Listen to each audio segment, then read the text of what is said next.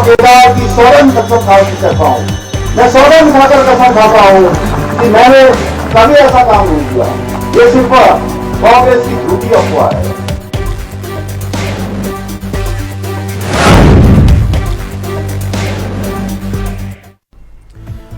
सौगंध है मुझे बाबा केदार की। तो यानी केदारनाथ की सियासी लड़ाई अब सौगंध पर आई। केदारनाथ की सौगंध खाते हुए मुख्यमंत्री पुष्कर सिंह धामी कह रहे हैं कि उन्होंने कभी भी केदारनाथ धाम की प्रतिष्ठा को ठेस पहुंचाने का काम नहीं किया। कांग्रेस मेरे द्वारा केदारनाथ धाम को दिल्ली में बनाने और यात्रा को कुमाऊं ले जाने को लेकर झूठ फैला रही है,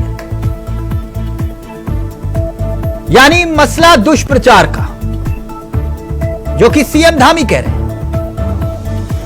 लेकिन ऐसी क्या नौबत आई कि सीएम धामी को बाबा केदार की कसम खानी पड़ी,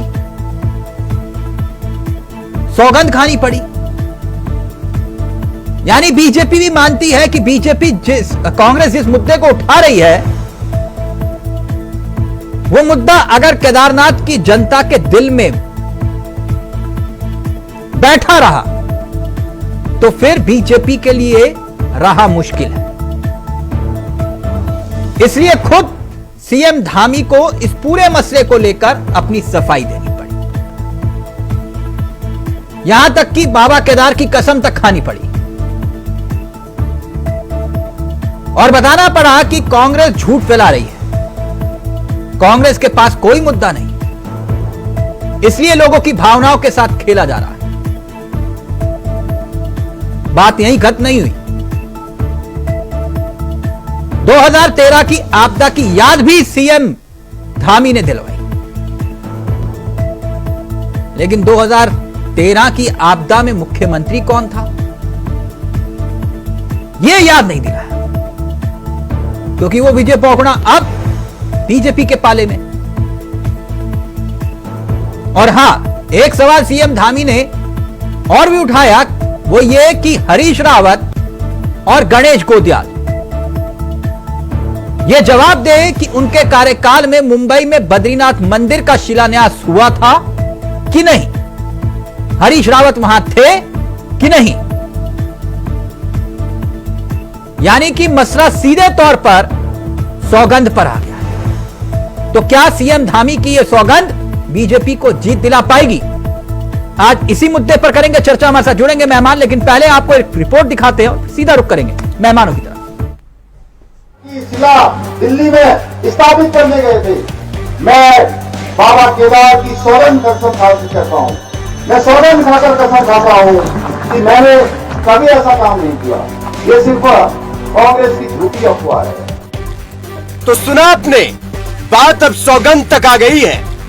केदारनाथ के रण में ऐसा क्या हुआ कि खुद मुख्यमंत्री पुष्कर सिंह धामी को सौगंध खानी पड़ रही है, और वो भी बाबा केदार की। ऐसा क्या हुआ कि सीएम अब केदार वासियों को भरोसा दिला रहे हैं कि उन्होंने कुछ ऐसा नहीं किया जिसका दुष्प्रचार कांग्रेस केदारनाथ के चुनाव में घर घर कर रही है। सुन ही लीजिए कि सीएम धामी को क्यों बाबा केदार की सौगंध खाते हुए कांग्रेस के दुष्प्रचार का जवाब देने का प्रयास किया। अब कांग्रेस के पास कोई मुद्दा नहीं है, कांग्रेसी लोग आ रहे हैं, केवल नेगेटिव बातें कर रहे हैं भाइयों बहनों, इसलिए वो झूठ फैलाने का काम कर रहे हैं, अफवाह फैलाने का काम कर रहे हैं। प्रदेश में आप सबको याद होगा 2022 में जब चुनाव हो रहे थे, कांग्रेस के लोग क्या कह रहे थे, इनके एक पूर्व मुख्यमंत्री कह रहे थे कि अभी मैं देख रहा था 2 दिन पहले, यहीं से उनका बयान आ रहा था कि पुष्कर धामी शंकराचार्य बन बैठे हैं। भाइयों बहनों, केदारनाथ की शिला दिल्ली में स्थापित करने गए थे। मैं बाबा केदार की सौगंध कसम खाकर कहता हूं, मैं सौगंध खाकर कसम खाता हूं कि मैंने कभी ऐसा काम नहीं किया। ये सिर्फ कांग्रेस की झूठी अफवाह है। मुख्यमंत्री पुष्कर सिंह धामी जिस तरह से केदारनाथ धाम को लेकर कसम खा रहे हैं, इस पर उपचुनाव में सियासत फिर तेज हो गई है, क्योंकि सीएम धामी जानते हैं कि केदार के प्रति लोगों की आस्था है और कांग्रेस उसी मुद्दे को उठाकर जनता के बीच ले जा रही है। इसलिए सीएम धामी को सौगंध खाने पर मजबूर होना पड़ा। ये विश्वास दिलाने के लिए कि कांग्रेस झूठ बोल रही है। मगर कांग्रेस ये कहते हुए कटाक्ष कर रही है कि भाजपा को केदारनाथ में अपनी चुनावी जमीन खिसकती हुई नजर आ रही है, इसलिए धामी इमोशनल कार्ड खेल रहे हैं। जबकि बीजेपी का तर्क है कि कांग्रेस के दुष्प्रचार का जवाब जनता वोट से देगी। कि केदारनाथ का उपचुनाव बहुत महत्वपूर्ण उपचुनाव है। सरकार चारधाम यात्रा करने में पूरी तरीके से विफल साबित हुई है। देव यात्रा प्रबंधन कहीं पर दिखाई नहीं दिया। साथ ही साथ केदारनाथ में सोने का प्रकरण है और केदारनाथ मंदिर को दिल्ली में स्थापित करने की बात हुई। कल मुख्यमंत्री जी का मैं बयान देख रहा था कि मुझे नहीं पता था। अरे प्रदेश के मुख्यमंत्री को अगर ये पता ना हो कि जिस मंदिर का वो शिलान्यास करने जा रहे हैं वो मंदिर किस चीज का है, तो बड़ा आश्चर्यजनक बयान उनका है। तो एक सोची समझी रणनीति के तहत जो है केदारनाथ मंदिर को दिल्ली में स्थापित करना चाहते थे, जिसका लोगों ने तीखा और तीव्र विरोध किया। नहीं, पार्टी की स्थिति बहुत मजबूत है। हमारी प्रत्याशी श्रीमती आशा नौटियाल जी बहुत लोकप्रिय है और बहुत ही सौम्य और बहुत ही उनकी एक प्रतिष्ठा है। बहुत लोकप्रिय, महिलाओं में बहुत ज़्यादा लोकप्रिय हैं। संगठन को उनका बड़ा अनुभव है। वो भारतीय जनता पार्टी महिला मोर्चा की प्रदेश अध्यक्षा हैं, 2 बार की विधायक पहले रह चुकी हैं और भारतीय जनता पार्टी 100% केदारनाथ का उपचुनाव जीतने जा रही है। और उसके जिसे कहना चाहिए, उत्तराखंड में 10 साल बाद कांग्रेस ने बद्रीनाथ और मंगलौर में उपचुनाव जीतकर नया रिकॉर्ड बनाने का काम किया है और कांग्रेस को उम्मीद है कि केदारनाथ विधानसभा उपचुनाव में भी उन्हें बड़ी जीत हासिल होगी। मगर सवाल ये है कि क्या सीएम की सौगंध कांग्रेस की सारी सियासी कसरत पर भारी पड़ेगी। देहरादून से अभय ज्ञानपुरा की रिपोर्ट।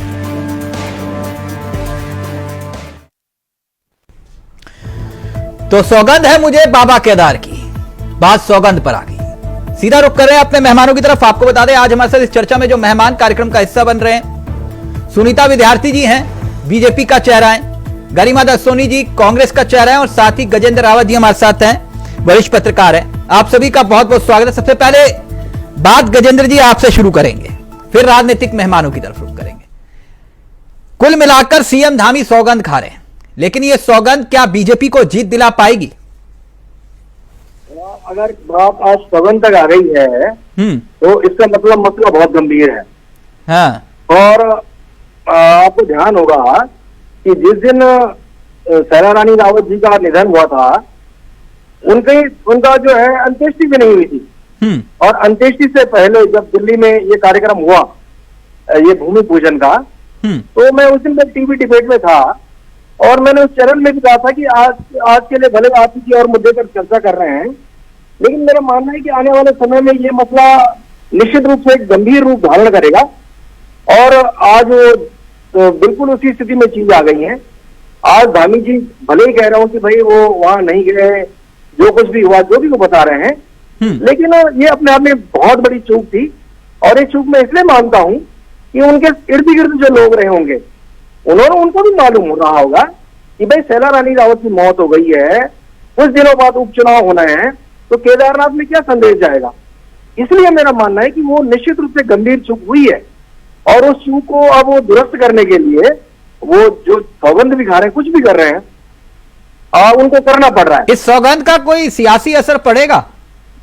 ये उन्होंने सिर्फ ये बात नहीं कही है, उनके भाषण का और जो बड़ा पार्ट था वो ये भी था कि भाई उनके ऊपर ये आरोप लगाए जा रहे हैं कि उन्होंने यात्रा डाइवर्ट करी और विषय ये लेके जाया जा रहा है कि यहाँ से तीर्थ यात्रियों के रजिस्ट्रेशन होने के कारण जो दिक्कत आई, और उसके बाद उन्होंने बाकायदा बाबा नीम करौली धाम की चर्चा भी करी। उन्होंने कहा भाई जो व्यक्ति केदारनाथ के लिए ऋषिकेश आएगा वो वहां क्यों जाएगा। लेकिन उन्हीं दिनों जब अखबारों में खबर छपी कि बाबा नीम करौली आश्रम में जो है 22 लाख लोग पहुंच गए, तो निश्चित रूप से ये जो कांग्रेस के जो ओपोजिशन के लोग लड़ रहे हैं, ये दूसरे तीसरे लोग हैं, उन्होंने इसको भी मुद्दा बनाया। नहीं, ये प्रचार और दुष्प्रचार का असर तो पड़ता है ना गजेंद्र जी। अब आपको पता है कि दुष्प्रचार और प्रचार करने में कौन लोग कितने माहिर इस देश में हैं। हाँ। और क्या क्या चल रहा है। हाँ, ये चुनाव जरूर है, चुनाव में सब चीजें होती है, लेकिन हमारा मानना है कि इस चुनाव में जो मैं अभी 2-3 दिन पहले जब हमारी पिछली चर्चा हो रही थी मैंने कहा था कि इस चुनाव में आशा नौटियाल वर्सेस मनोज रावत मुद्दा ही नहीं रह गया। बिल्कुल वो सारा का सारा इमोशन के ऊपर लाया गया मामला, और केदार वैली, केदारनाथ को, केदारनाथ की प्रतिष्ठा को, केदारनाथ मंदिर को, उनका जो शिला पूजन को, वो सोना का पीतल बनने को लेकर, और वहां पर पुनर्निर्माण के नाम पर बुलडोजर चलाने को लेकर, ये सारे यानी आप ये कह रहे हैं कि कांग्रेस ने सौगंध खाने पर मजबूर करवा दिया। वो ठीक है, सौगंध खाना, खैर उनका भी अपना अधिकार है मुख्यमंत्री जी का। हाँ। लेकिन उससे एक इधर और बात हुई कि उनकी सौगंध से पहले आज हमने देखा कि जो इनके दूसरे नेता गणेश गोदियाल है कांग्रेस पार्टी के, हाँ। उन्होंने वहां पर गंगा जी में जो है खड़ा होकर गंगा जल हाथ में लेकर सौगंध ली, और उन्होंने कहा कि भाई धामी जी, आप इसी जल को हाथ में लेकर कह दीजिए कि आप वहां भूमि पूजन में नहीं गए थे। आपने जो जो जो जो उनके आरोप थे, तमाम तरह की बातें, वो तो वीडियो भी सुनीता बहुत जी, चल रहा है आज बाजार में। बात सौगंध तक आ गई है। अब उन्होंने तो हाथ में गंगा जल लेकर बात कही है। सुनीता इधर ये जी, सौगंध ले रहे हैं, वो हाथ में गंगा जल लेकर बात कर रहे हैं। तो मामला तो फंसता हुआ दिखाई दे रहा है, सौगंध खानी पड़ रही है। निश्चित रूप से, दरअसल ये आप भी जानते हैं कि भारतीय जनता पार्टी को जो ऊर्जा हरियाणा चुनाव में मिली थी बंगलौर और बद्रीनाथ हारने के बाद, निश्चित रूप से अगर आज मामला इतना टाइट ना होता तो शायद मुख्यमंत्री जी को इस प्रकार सौगंध खाने वाली स्थिति ना आती। सुनीता विद्यार्थी जी, हो गए ना मजबूर सौगंध खाने पर? देखिए चावला जी, ये वो लोग हैं जो मां गंगा को नहर बताने वाले हैं, जो नहर बताते ढिंडोरा पीटते थे। मां गंगा का अपमान करने वाले लोग हाथ में लेकर कस्में खा रहे हैं। ये कसम खा ले कि ये बसई में नहीं गए थे। हरीश रावत बसई मुंबई में क्या कर रहे थे जब इन्होंने बद्रीनाथ धाम का वहां पूजन किया था? वो किस दुनिया में आप लोग रहते हैं और कैसे आपके पॉइंट्स हैं, कैसे आपके मुद्दे हैं? भाई अगर आपके पास कोई विकासशील मुद्दा, कोई विजनरी मुद्दा नहीं है तो आप इसी वजह से तो आप पीछे हैं। सुनीता जी, सोच होनी चाहिए कि केदार घाटी में किस प्रकार से हम लोग निर्माण करें, कैसे वहाँ पे हमारे जो सुनीता जी, यानी आप ये कह रहे हैं कि नहले पर दैला पड़ गया। उनके पर्यटन को लेकर सुनीता जी, श्रद्धालुओं की जो हमारे जो 4 धाम के दर्शन करने के लिए जो श्रद्धालु आते हैं, उनके लिए क्या आपकी सोच है? हमारे जो सुनीता जी, मेरी आवाज आ रही है आपको? बने हुए हैं जो नेटवर्क है जहाँ पे सुनीता जी, किया जा सकता है, उन पर आपकी क्या सोच है? आप वहाँ सीमांत क्षेत्र में रहते हैं, उसको लेकर आपका हॉस्पिटल शिक्षा। सुनीता जी, मेरी आवाज आ रही है आपको? आपको उसको अंजलि में गंगा जल भरकर कसम खानी चाहिए कि हम लोग जो हैं ये प्रण करते हैं, लेकिन इस बात का ढिंडोरा पीटना कि आप सुनीता जी, मुझे सुन पा रहे हैं आप? नहीं गए। अरे कौन मुकर रहा है वहां ना जाने से? ये तो सुनीता जी, क्या आप मुझे सुन पा रहे हैं? सुनीता जी को ऑडियो नहीं जा रहा, सुनीता जी को ऑडियो नहीं जा रहा या फिर सवाल नहीं लिया? सुनीता जी, सवाल तो ले लीजिए मैडम। आप तो बिल्कुल, मैं ये कह रहा हूं कि नहले पर दहला पड़ गया। नहीं, प्रचार और दुष्प्रचार में तो फर्क होता है। बिल्कुल। अगर आप इसे दुष्प्रचार कह रहे हैं, अगर आप नहीं सवाल ले ली, अगर आप इसे दुष्प्रचार कह रहे हैं, वो हरीश रावत को मौलाना किसने बनाया था? भाई जिसने टोपी वो प्रचार था? नहीं, वो प्रचार था या मुस्लिम यूनिवर्सिटी को लेकर जो दावा आज तक हरीश रावत करते हैं कि भैया बता दो कि मैंने कब कहा कि मुस्लिम यूनिवर्सिटी खोलूंगा? देखिए ऐसा है, आज तक तो आपने वो मामला नहीं खोला। बनाने वाली भी इन्हीं की कांग्रेस थी। हाँ, अगर दूसरे पक्ष को उसका मौका मिला तो क्यों नहीं बोलेंगे? हाँ, तो यानी आपको मौका मिला तो मौका अगर कांग्रेस करे तो वो दुष्प्रचार। ठीक है, ठीक है सुनीता जी, सुनीता जी, 1 मिनट, गरिमा जी रहेंगे आप। गरिमा जी, हम केदार को हराने चलेंगे। ठीक ठीक, तुम बचाने की बात करते हो, कभी तुम हराने की बात ठीक, करते हो। अभी आऊंगा केदारनाथ पे भी। 1 मिनट रुक जाइए ना मैडम, 1 मिनट, 1 मिनट, 1 मिनट। अभी मैं पूछ लूंगा कि कफन चोर कौन है, तो फिर आप खामोश हो जाओगे। पूछिए, नहीं बता दीजिए ना फिर। वो क्यों नहीं गए प्रचार करने? स्टार प्रचारक आपके सबसे बड़े विजय बोगड़ा जी क्यों नहीं गए? क्यों? आखिरकार केदारनाथ आपदा का जिक्र करते हो आप, वहां पे बोगड़ा जी को नहीं भेजते हो प्रचार के लिए? ये मेरे संगठन का अधिकार है, किसको? तो फिर मैडम ये मत बोलिए ना कि केदारनाथ आपदा के सबसे बड़े हीरो तो वही थे। गलत बोल रहा हूं मैं?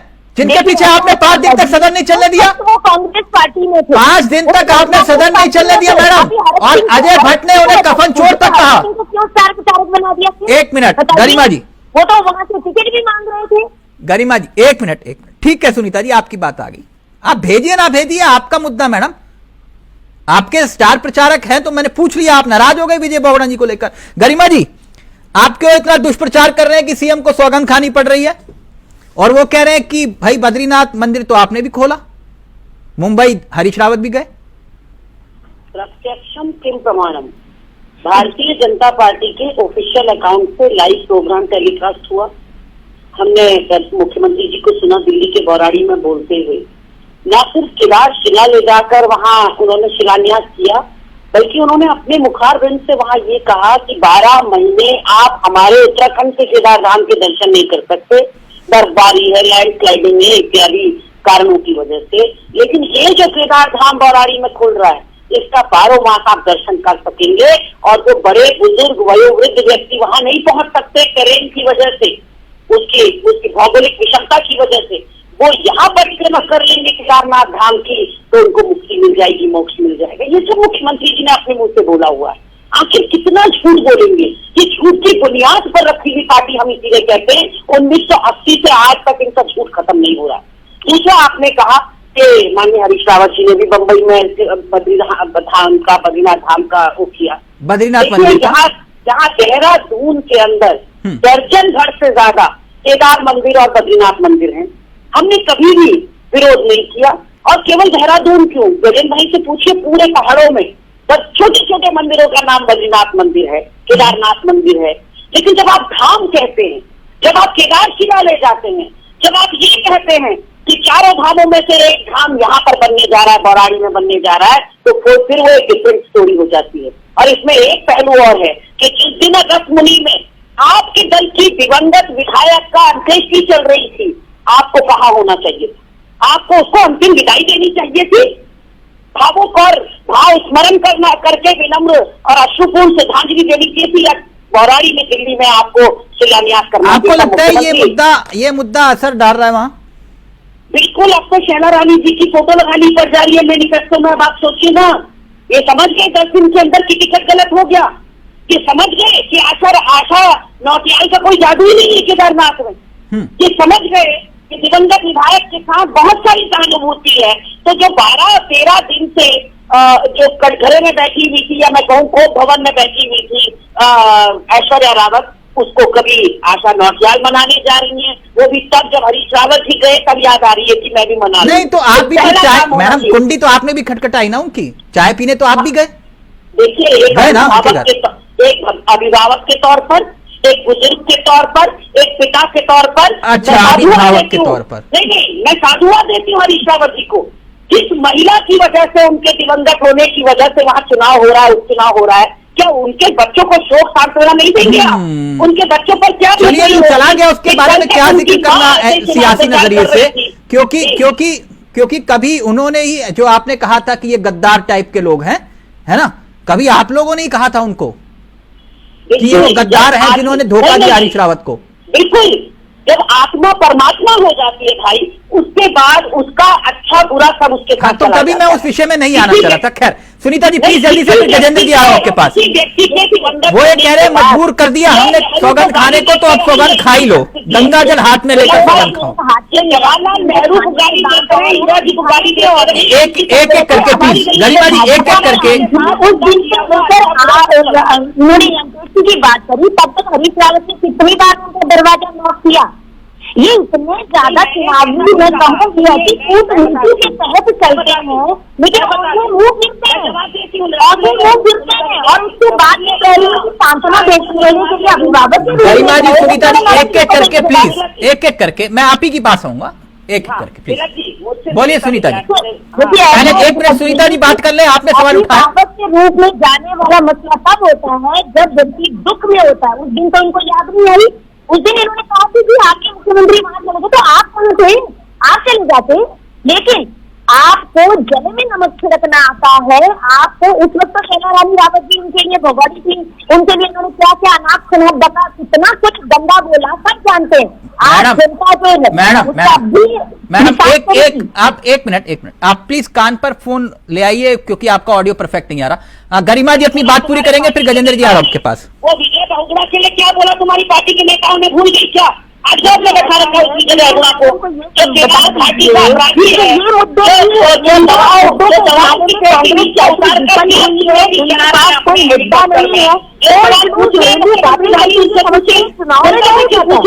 कांग्रेस में इंदिरा गांधी जी का निधन हुआ तो राजीव गांधी को समस्या के साथ कुर्सी में क्यों बैठ गए? तुम्हारी पार्टी में जब राजीव गांधी जी का निधन हुआ तब इनके परिवार से और क्यों आ गए थे आगे? यहाँ भी मसला जो है पारिवारिक उल्टी सीधी बातें करनी है, चुनाव होने चुनाव के तहत इसमें चाहिए। वो क्यों किया?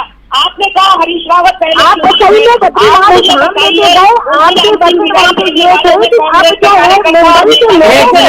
करके प्लीज, ऐसे ऑडियो नहीं आता। एक मिनट रुकिए, एक मिनट, गजेंद्र जी का ऑडियो है, एक मिनट प्लीज, एक मिनट प्लीज, सबका ऑडियो नीचे। गजेंद्र जी, मैं फिर कह रहा हूं कि इस उपचुनाव से सरकार की सेहत पर नहीं असर पड़ेगा, लेकिन देश की सियासत पर सीधे तौर पर असर पड़ेगा। यह उपचुनाव इतना महत्वपूर्ण है। लेकिन ये जो स्थिति बात रख रहे हैं जी, और इनका कहना है कि भाई ये जो चुनाव है आज गाली गलौज से लेकर तमाम विषयों पर आ गया है। असल बात यह है कि मुख्यमंत्री के कल के बयान के बाद जो उन्होंने 2013 की आपदा का विषय छेड़ा है, उसके बाद ये निकल कर आई है कि वहां के जो प्रभारी मंत्री सौरभ बहुगुणा हैं उनके बारे में बताने को असहज हैं, क्योंकि उनके पिताजी कार्यकाल में वो सब बातें थी। हाँ। दूसरा विषय यह था कि भारतीय जनता पार्टी का एक स्लोगन था, जब से आए बहुगुणा भ्रष्टाचार हुआ 100 गुना, वो कल से और आगे आ गया है। दूसरा विषय यह था कि जो अजेंद्र जो है वो जो है विजय बहुगुणा के खिलाफ न्यायालय में चले गए थे। उन्होंने कहा कि इनके कार्यकाल में भ्रष्टाचार हो गया है, चारों ओर लूट मची हुई है, ये विषय सामने निकल कर आया। अब जो स्थिति यहां पर आ गई है कि भाई भारतीय जनता पार्टी जो है डिफेंसिव मोड में है, कांग्रेस वाले फ्रंट फुट से खेल रहे हैं, और जिस प्रकार से आप कह रहे हैं कि ऐश्वर्या राय के घर पर जाने का, ऐश्वर्या रावत के घर पर जाने का काम हुआ, उसमें एक एंगल अभी भी सामने नहीं आ रहा है। वो एंगल यह है कि ऐश्वर्या रावत जो है वो विक्रम सिंह नेगी की भांजी है, जो कांग्रेस पार्टी के विधायक है। हाँ। वो भी वहां थे। वो जो पारिवारिक ताना बाना है उसकी कहानी अभी किसी की समझ में नहीं आ रही है। मतलब कांग्रेस पार्टी ने बहुत मतलब तरीके से, बहुत पॉलिटिकल तरीके से जिस अंदाज में वहां विक्रम सिंह नेगी को ऐश्वर्या के माध्यम से उनसे कनेक्ट करने की कोशिश करी है, वो उसका भी बता रहे हैं कि वहां, यानी आप ये कह रहे हैं हरीश रावत ने यूं ही हवा में तीर नहीं छोड़ा है? भाई हरीश रावत विक्रम नेगी को लेके गए। वो लड़की जो विक्रम नेगी को मामा कहती है, अपना मामा है उनके, कोई दूर के नहीं है। हाँ। वो जो नाते रिश्ते, जो तमाम चीजें हैं, जो भावनात्मक जो बातें कल तक पहला रानी रावत के पक्ष में या भाजपा के पक्ष में हो सकती थी, वो कांग्रेस पार्टी अपने और जोड़ने की कोशिश कर रही है। ये उसका मैं बोलूंगा है। ठीक, आपने जो सवाल उठाया उसका जवाब जो है गरिमा जी प्लीज जल्दी से दीजिएगा। लेकिन यहां पर सियासी रिश्तों में कोई महत्वपूर्ण दिखाई नहीं देता गजेंद्र जी, जब पति अलग पार्टी में होता है और पत्नी अलग पार्टी से मंत्री होती है, तो यह भी होता है उत्तराखंड में। खैर, लेकिन गरिमा जी प्लीज जल्दी से जवाब दीजिए जो बात गजेंद्र जी कह रहे हैं कि यूं ही तीर नहीं छोड़ा आप लोगों ने।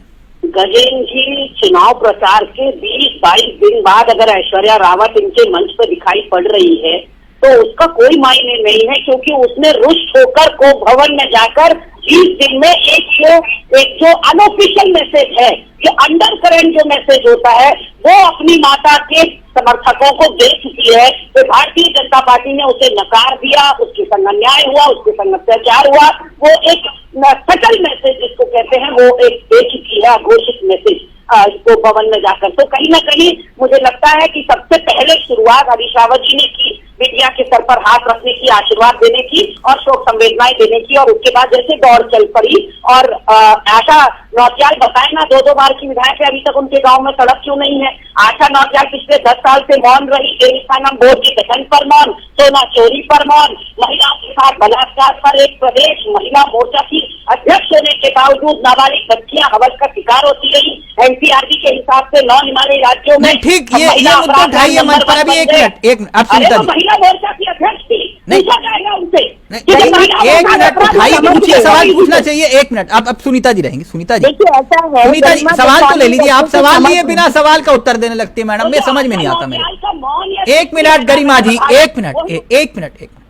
सुनीता जी, इतना बड़ा चुनाव हो रहा है, उपचुनाव, केदारनाथ का चुनाव कोई छोटा मोटा चुनाव नहीं है, ये तो आप भी समझ रहे हैं। यहां तो अब अयोध्या के बाद बद्रीनाथ के बाद यहां मसला और फंस गया, तो आप समझ रहे हैं क्या होने वाला है। जैसे हरीश रावत ने कहा कि 2 टीमें काम कर रही हैं बीजेपी की, भाई एक टीम जितवाने के लिए, दूसरी हरवाने के लिए। मैं ये कह रहा हूं कि इतने बड़े चुनाव में ये विजय बोगड़ा जी है कहां? देखिए ऐसा है, यहाँ पे जिन लोगों को जिम्मेदारी दी गई है वो वहाँ पे तैनात हैं और जोरों शोरों से तैयारी कर रहे हैं। अब जो तो बोगड़ा जी आपके तो सबसे बड़े स्टार प्रचारक है ना। सुनिए, देखिए चावला जी, बोगड़ा जी तो सलाह दे रहे थे मन से कि केदारनाथ मत हारना। मुख्य प्रवक्ता नहीं है हमारे पास में कि आशा नौटियाल जी ने ये क्यों नहीं किया, आशा नौटियाल जी ने वो क्यों नहीं किया, वो वहाँ पे नहीं, विजय बोगड़ा जी जिनको आपने कहा कि ये आपदा घोटाला हुआ वो कहाँ है?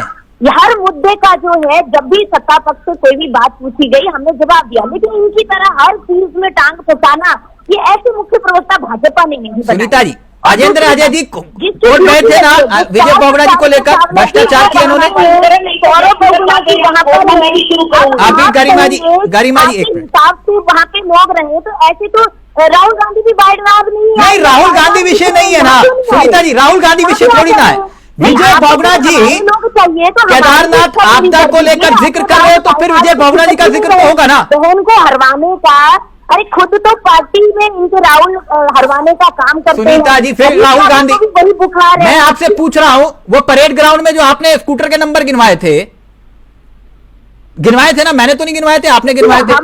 सदन में आपने कहा कि व्हाइट पेपर जारी करो। सही बोला है चावला जी, लेकिन उपचुनाव केदारनाथ का जो है हमारे विकास कार्यों को मोहर लगनी जा रही है। नहीं तो फिर वो विकास कार्य किसका था जो आपदा में घोटाला हुआ था?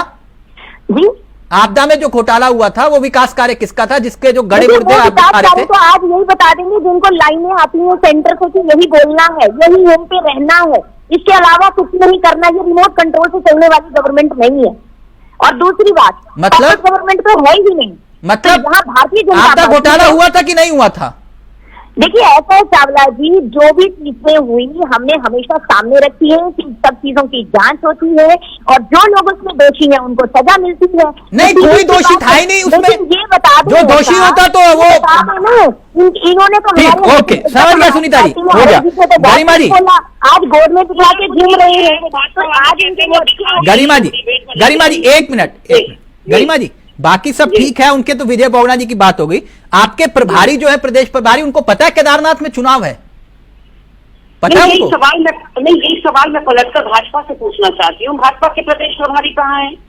अच्छा, तो आपके प्रदेश प्रभारी कहाँ है ये आपको मालूम है? समझ में आता जो उनका काम है भाई, एक प्रभारी का काम होता है कोऑर्डिनेशन करना, समन्वय स्थापित करना, यहाँ के लोकल लीडर्स को केदारनाथ भेजना, किसने कब जाना है, उनका स्ट्रेटेजिकली जो है प्लान आउट करना कि किस 3 दिन में किस नेता ने वहां पर रहना है। आप मुझे बताइए दुष्यंत गौतम वहां क्यों नहीं है? क्योंकि केदारनाथ की जनता दुष्यंत गौतम को नहीं पहचानती, केदारनाथ की जनता उनके नाम पर वोट। अच्छा, ठीक, मैं समझ गया, सेतु का काम करते मैं समझ गया। केदारनाथ की जनता जो है कुमारी शैलजा को नहीं जानती है, समझ गया ना गजेंद्र जी? कुमारी शैलजा को केदारनाथ की जनता जानती नहीं है, तो इसलिए जूम से कनेक्ट हो रहा है मामला, जूम से कनेक्ट करिए। चुनाव समापन नहीं हुआ, 1 हफ्ता है और चुनाव समाप्त होने से पहले आपको प्रगट सिंह जी भी दिखेंगे, हमारे प्रभारी भी दिखेंगे और हमारे प्रभारी। चलिए गरिमा जी मेरी शुभकामनाएं कि काश प्रभारी आपकी आ जाए तो आपके लिए है मेरी शुभकामनाएं कि काश इस बार प्रभारी आ जाए उत्तराखंड में, कम से कम कांग्रेस प्रदेश अध्यक्ष को तसल्ली तो हो। नहीं, प्रेमचंद अग्रवाल का नाम उसमें नहीं होता, स्टार प्रचारक की लिस्ट में कोई प्रॉब्लम नहीं। ठीक है, कोई दिक्कत। ओके गजेंद्र जी, यानी दोनों तरफ से मामला जो है दिखाई दे रहा है कि ये लड़ाई इतनी आसान नहीं है जितनी समझी जा रही थी। दरअसल जो चर्चा की शुरुआत हमारी कल मुख्यमंत्री के भाषण से हुई थी कि आखिरकार धामी जी को सौगंध की खानी पड़ रही है, तो उसके आलोक में एक निश्चित रूप से चुनाव की जो पोजीशन है उस गंभीरता को समझ रहे होंगे और उन्हें मालूम है कि जिस प्रकार से बद्रीनाथ और मंगलौर में हार के बाद मतलब बड़ी दिक्कत उनके लिए है। और निश्चित रूप से चूंकि आज घुड़सवार वही है तो निश्चित रूप से सवाल उनके ऊपर होंगे। सवाल ये है कि कल की उनकी जो चर्चा थी, कल उनका जो भाषण था, उनके भाषण में ये जो बात जो जितने भी उन्होंने बातें कही है उस बात का आज अगर केदारनाथ में इस बात पर चर्चा हो रही है कि विजय बोगड़ा ने कहा था कि 10 साल तक यात्रा शुरू नहीं हो सकती, विजय बोगड़ा के कार्यकाल के भ्रष्टाचार की बात हो रही है। उन्होंने कैग रिपोर्ट का हवाला दिया, उन्होंने कहा कि कैग ने ये कहा है उस समय अगर वो सरकार गंभीरता से काम करती तो हजारों लोगों की जान बच जाती, इसका मतलब सारा का सारा दोष जो है विजय बगोड़ा के सिर फूट गया। अब दूसरी बात ये कि प्रभारी मंत्री विजय बगोड़ा के बेटे हैं, ऐसे में अब सौरभ बगोड़ा और विजय बगोड़ा वो लोग आशा नौटियाल के लिए काम कर पाएंगे नहीं कर पाएंगे, भाजपा का कार्यकर्ता किस प्रकार से मैनेज होगा, बूस्टअप होगा, ये तमाम जो बातें हैं मुझे लगता है कि आज अगले 2-3 दिन में फिर दिखाई देगी। ठीक, बड़ी बात आपने कही, लेकिन एक सिक्के का दूसरा पहलू भी है। कर्नल कोठियाल को लेकर भी जो जिक्र हुआ, क्योंकि आपदा का जिक्र हुआ इसलिए मैं बात कह रहा हूं, तब उस वक्त कहा गया कि केदारनाथ को संवारने में कर्नल कोठियाल की भी अहम भूमिका रही, और उन्हीं कर्नल कोठियाल को गजेंद्र, एक मिनट, गजेंद्र जो है हाँ। इन्होंने कर्नल कोठियाल के अलावा की बहुत बड़ा घोटालेबाज है। ये गणेश जोशी ने ऑन रिकॉर्ड कहा कि अगर फाइलें खुलेंगी तो कर्नल कोठियाल को लेकर जवाब देना भारी पड़ जाएगा। निश्चित रूप से मुझे लगता है कि ये जो चीजें गणेश तो कर्नल कोठियाल कहां है और विजय बगोड़ा कहां है, तो ये तो सुनीता जी जनता पूछेगी, जवाब तो देना पड़ेगा ना। या तो आपके मंत्रियों ने झूठ बोला या फिर किसी और ने। जनता पार्टी का चुनाव प्रचार प्रसार में है, सभी लोग वहाँ पे काम कर रहे हैं। ठीक, आप जनता को तय करने दीजिए, वक्त ज्यादा नहीं दे रहा। बहुत बहुत शुक्रिया गरिमा जी, सुनीता जी और गजेंद्र जी, आपका भी। तो सियासी लड़ाई अब सौगंध पर आई। अब देखिए कि आखिरकार ये सौगंध दिलाती है बीजेपी को जीत या फिर मामला फंसा हुआ है। नमस्कार, जय हिंद, जय भारत, जय उत्तराखंड।